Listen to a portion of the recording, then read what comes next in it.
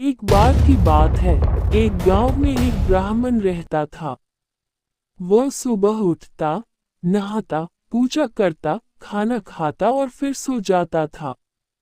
उसके पास किसी भी चीज की कमी नहीं थी। एक बड़ा खेत, खाना पका कर देने वाली एक सुंदर सी पत्नी और 2 बच्चों का अच्छा परिवार था। सब कुछ होने के बाद भी ब्राह्मण के घर वाले एक बात से बहुत परेशान थे। वो बात यह थी कि ब्राह्मण बहुत आलसी था। वो कोई भी काम खुद नहीं करता था और दिन भर सोता रहता था।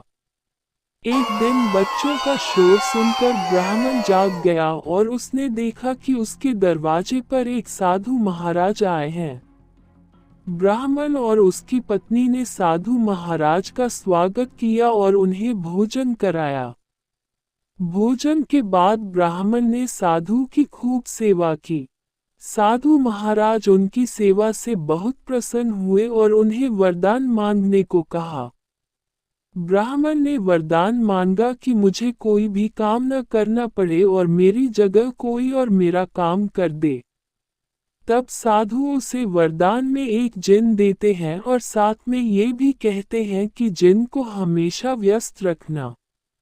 अगर उसे काम नहीं दिया तो वो तुम्हें खा जाएगा।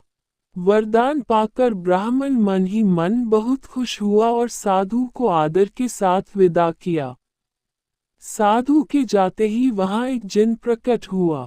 पहले तो ब्राह्मण उसे देखकर डर जाता है, लेकिन जैसे ही वो ब्राह्मण से काम मांगता है, तब ब्राह्मण का डर दूर हो जाता है और वो उसे पहला काम खेत जोतने का देता है।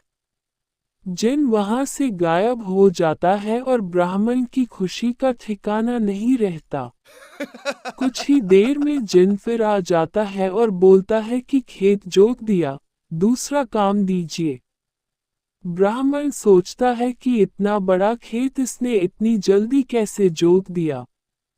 ब्राह्मण इतना सोच ही रहा था कि जिन बोलता है कि जल्दी मुझे काम बताओ, नहीं तो मैं आपको खा जाऊंगा। ब्राह्मण डर जाता है और बोलता है कि जाकर खेतों में सिंचाई करो। जिन फिर वहां से गायब हो जाता है और थोड़ी ही देर में फिर आ जाता है। जिन आकर बोलता है कि खेतों की सिंचाई हो गई, अब अगला काम बताए। ब्राह्मण एक एक कर सभी काम बताता जाता है और जिन उसे चुटकियों में पूरा कर देता है। ब्राह्मण की पत्नी यह सब देख रही थी और अपने पति के आलसीपन पर चिंता करने लगी। शाम होने के पहले ही जिन सभी काम कर देता था। सब काम करने के बाद जिन ब्राह्मण के पास आ जाता और बोलता कि अगला काम बताए, नहीं तो मैं आपको खा जाऊंगा। अब ब्राह्मण के पास कोई भी काम नहीं बचा जो उसे करने के लिए कह सके। उसे चिंता होने लगी है और वह बहुत डर जाता है। जब ब्राह्मण की पत्नी अपने पति को डरा हुआ देखती है, तो अपने पति को इस संकट से निकालने के बारे में सोचने लगती है।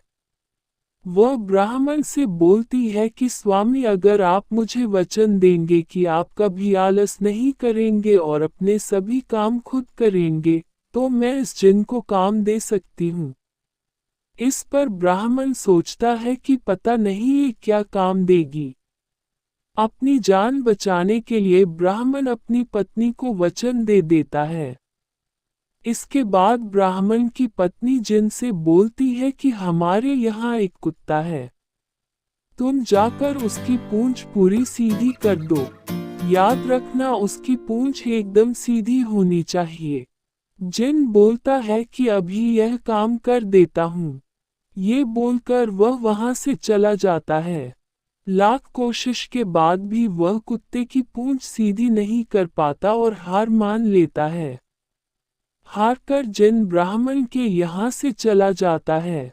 उस दिन के बाद से ब्राह्मण अपने आलस को छोड़कर सभी काम करने लगता है और उसका परिवार खुशी खुशी रहने लगता है। कहानी से सीख, हमें कभी आलस नहीं करना चाहिए। आलस करने से हम मुसीबत में फंस सकते हैं। इसलिए हमें आलस छोड़कर अपना काम खुद ही करना चाहिए।